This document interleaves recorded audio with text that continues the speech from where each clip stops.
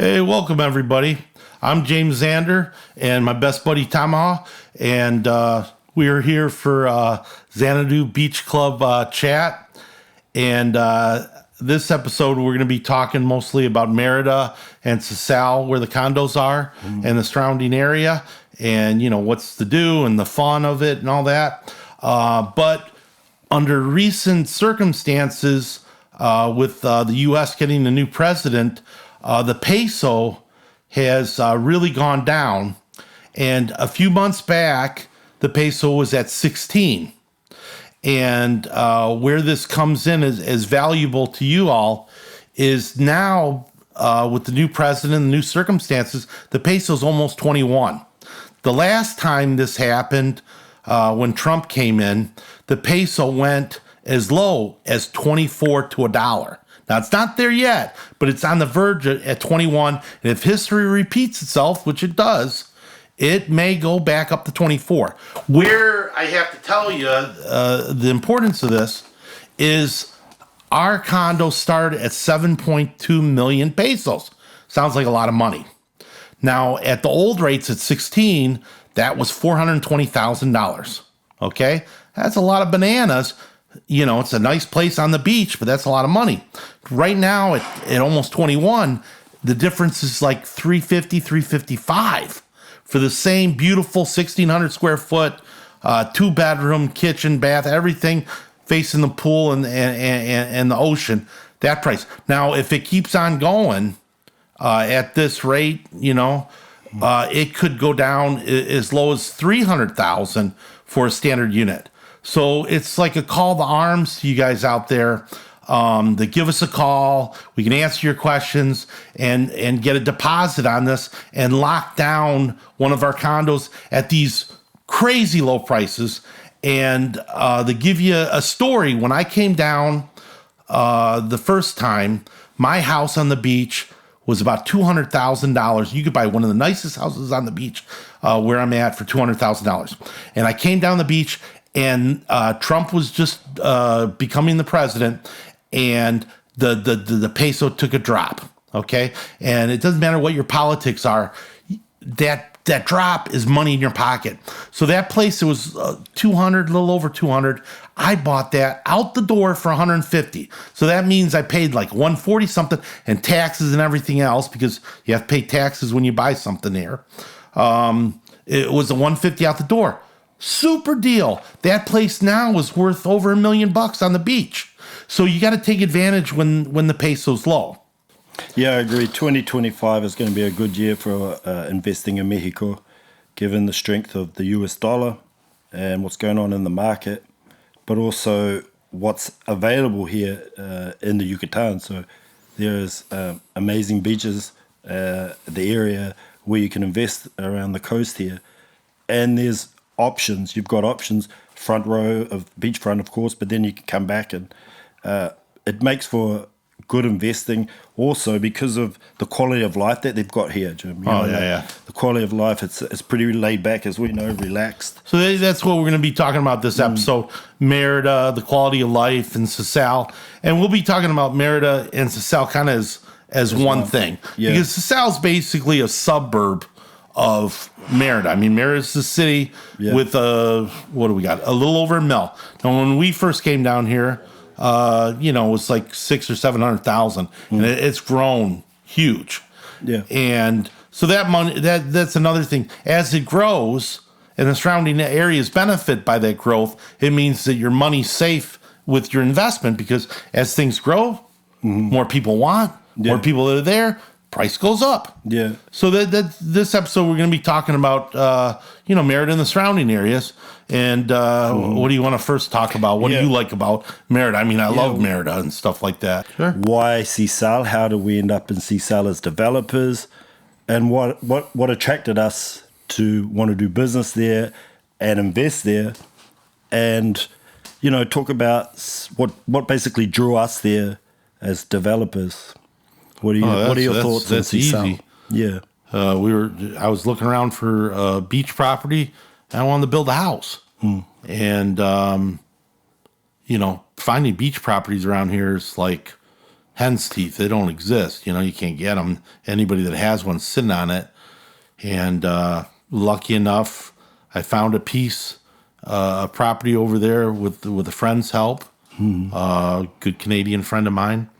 And we saw that beach, and we said, wow. I mean, you've been there, it knocks your socks off. Yeah. But the problem was, I wanted to put a house, for myself. It was a big piece of property. Yeah. I mean, we have 115 meters on the beach. Beachfront.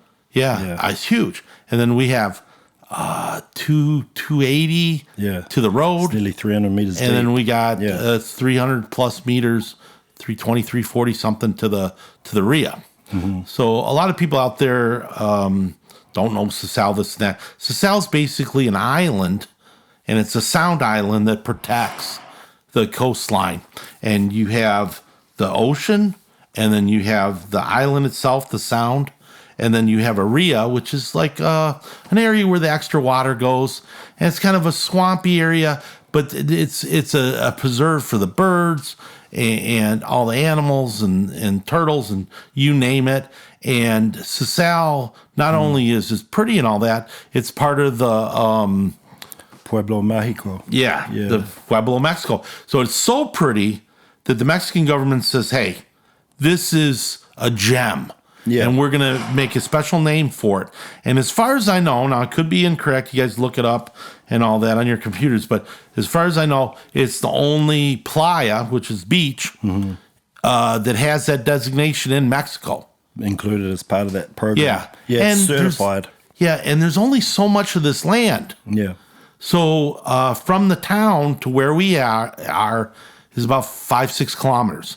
But it ends out there. Yeah. Okay, it goes only a few more kilometers out. It ends. There's no more building going to be going on. Okay, there's no building behind us going to go on.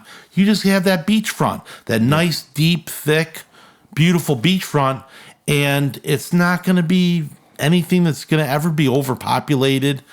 There's never going to be buildings here and there and everywhere. It's the buildings on the beach, and that's it. Yeah, I remember the first time that you took me out there. We went out there to visit, and absolutely I was blown away by the pristine beaches. Yeah. So clean.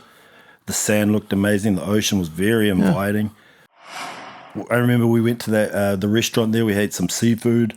Fresh seafood. There's a marina right there where the fishermen bring in stuff that's fresh all the time. And you can't get any better fresh food. If you're a seafood buff, then you're going to go nuts there. So let's talk a little bit about the natural looks out there, Jim. I know that there's cenotes that you can visit. You've got the playas, the beaches you can visit. Close by, you can see pink flamingos.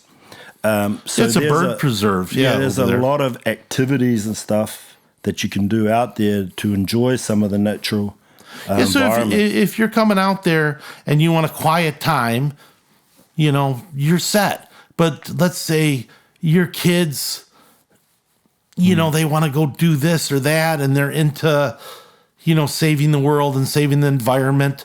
This is a preserve. Yeah. So they can go out in the RIA, and the locals, we hire them. They need the money.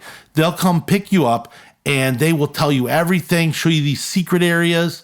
And then if you're not used to the Yucatan, not only do we have the animals and the birds and the beautiful RIA that they'll take you on a boat and all that, we have cenotes in these springs. Yeah. And a lot of people don't know what a cenote is. You want to kind of tell them what it is? What's a cenote? How would you describe that?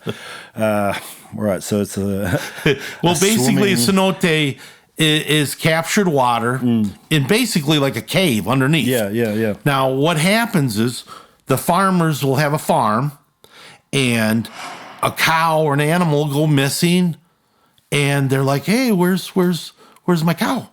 And they'll go look around, and sometimes the cow will fall down into a hole, and there'll be a big cave down there with this beautiful blue water and all that.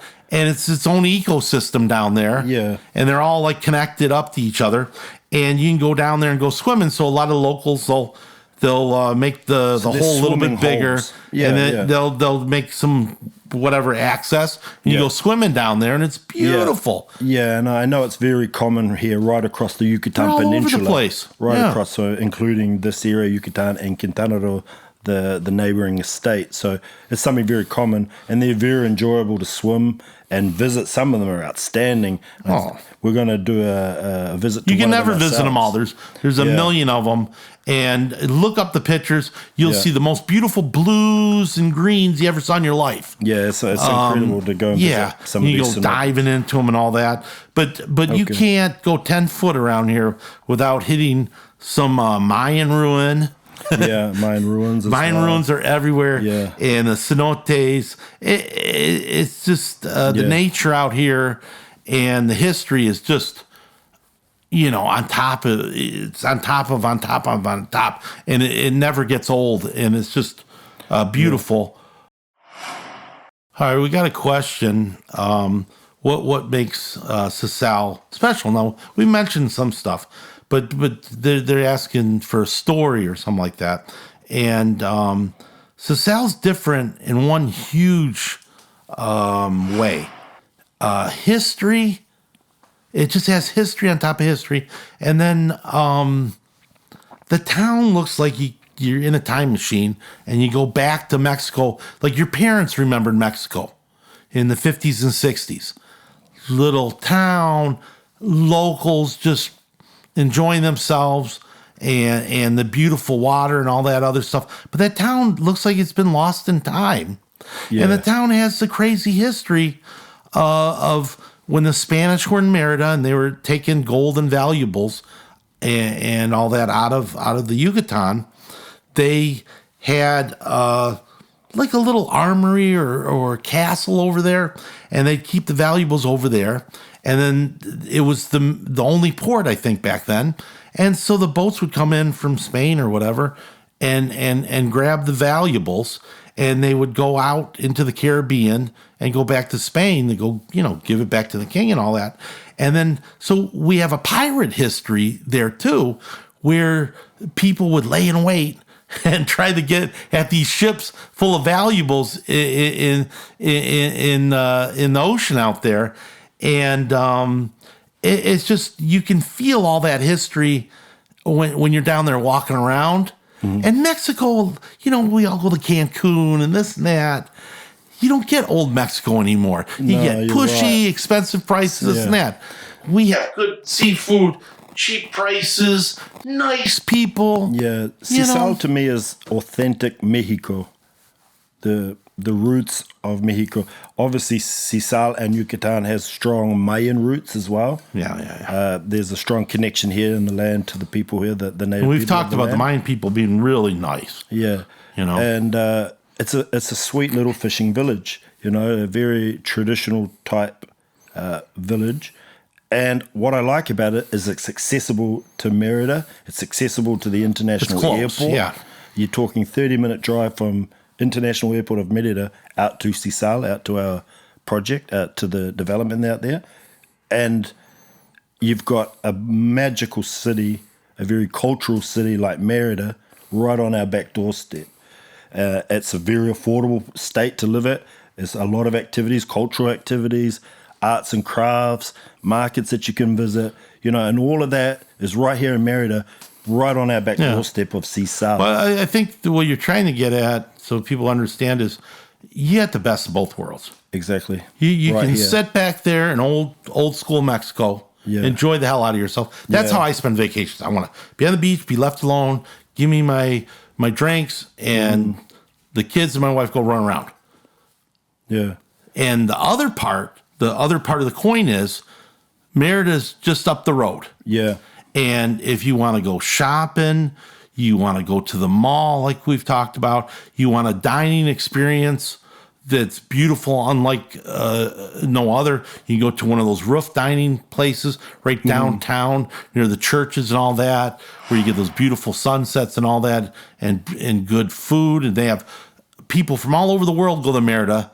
And the locals call it the Paris of Mexico. Yeah. And everybody has Paris on your wish list, or your what do you call it, wish before you die. Yeah. Yeah. But you got it right here. And for a lot of people, it's only a couple hour flight. And you're here. There's direct flights coming down here all the time. Like I said, Houston, LA, direct flights. Miami, direct flights. Toronto has a direct flight for you Canadians. But that city has so much history, and you get dropped down there and you close your eyes, and let's say you spin yourself around and say, where am I? You think you're in Europe. I mean, my whole family's from Europe. I'm Croatian. And if I got dropped down there, I wouldn't know where in the hell I was. I'd think, well, shoot, Spain, maybe one of the big walkways in Paris. And Christmas, they decorate it. Summer, they decorate it. It's just beyond beautiful. What about then, Jim? How do you think all of these things mentioned, how does Sisal stack up as a place to invest in? From an investment point of view, in our case, our condos, our development that we're going to be doing out there, what would be the attraction for someone from, let's say, the USA or Canada looking to invest down here? Yeah, people are going to think I'm overdoing it. But I've been through, a couple opportunities in life, and I've done real estate my whole life. That's how I made most of my money, and my parents also.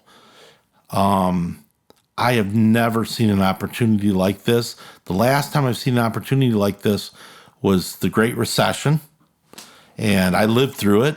2008, everybody remembers it got hit, and those houses in Florida and all that, and all over the U.S., where you had a house that was, $5 or $6 million was like a couple $100,000. Everybody lost all their equity. Everything went to hell, and there was deals. I bought a house on Rush Lake in Michigan for $20,000 from Deutsche Bank. I bought a condo for $40,000. I bought stuff for nothing.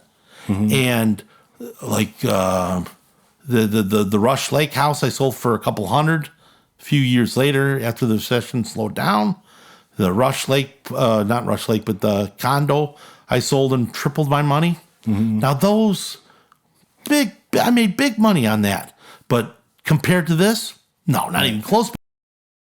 It's a gold rush to the beach.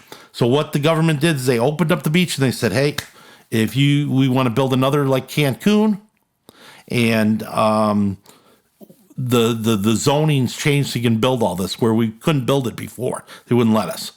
But the difference is Cancun is from the top of the peninsula all the way down to Belize.